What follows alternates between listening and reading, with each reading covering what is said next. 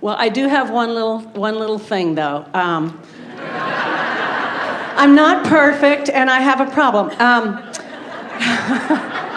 My boyfriend will be glad to know that. My son, he's 21. He just came to live with me. His father passed away a few years ago, and he's struggling. He's not in the same place that I am. I'm trying real hard. And you're not in the same place that you were when you think about the place he's in. Right. Because you know the Frenchman's face, how it went from tense to relaxed. Yours went from relaxed to tense. I know, and I can feel there's so much emotion there. I mean, I want to help him. I want to help him be as free as I am. And I just don't know how. But hear your words. They're really important. I want to help him be as free as I am. Usually, except when I think about him. Tricky, isn't it? So you can't help him be as free as you are. Your work is to be as free about him as you are about other things. And when you're as free about him as you are about other things, then as you hold him as your object of attention, it works out good. Yeah, well, I guess I don't know how to do that with relation to him, because there's so much emotion. You just said to us it takes a little while, and it's hard, and it's hard. I want it now. But you can do it. You just told us everything that we'd like to tell you. You just can't apply it to this right now, this red hot minute. Why can't I? Because the specifics of it are too active in your vibration. So that grid's filling in so fast it's blowing your hair back. In other words, that's sometimes what happens. A grid is already so well established.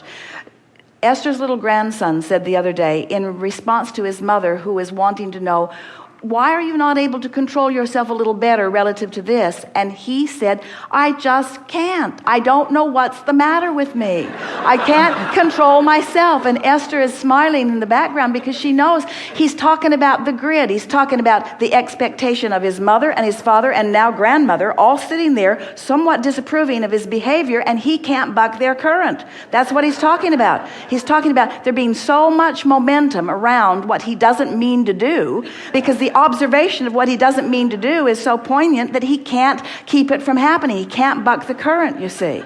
Okay. And we are not giving anyone credit for what's happening in anybody's experience, but there is influence.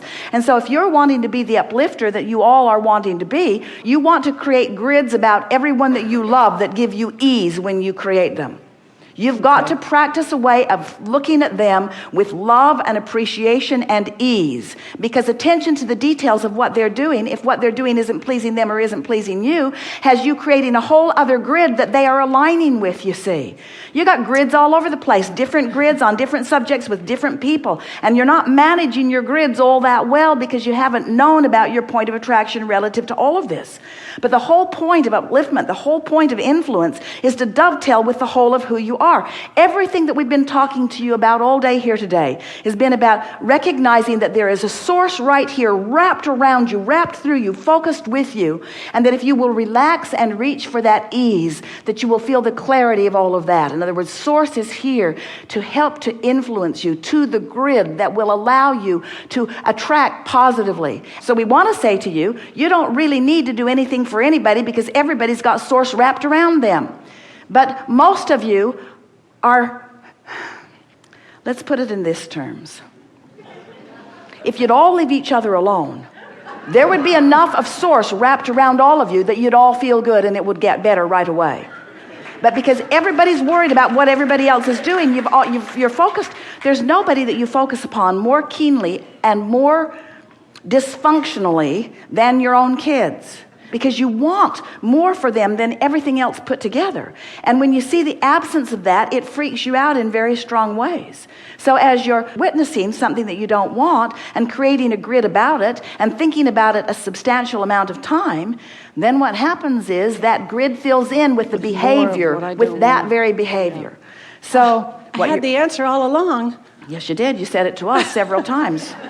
It's just so how do I apply it? Here's the most important question of the day. How do I apply what I know, and you know it? How do I apply it to this specific situation that feels problematic to me? And we say, you got to go general enough that the problem fades into nothingness. You've got to diffuse the problem. And you can diffuse every problem by going general enough.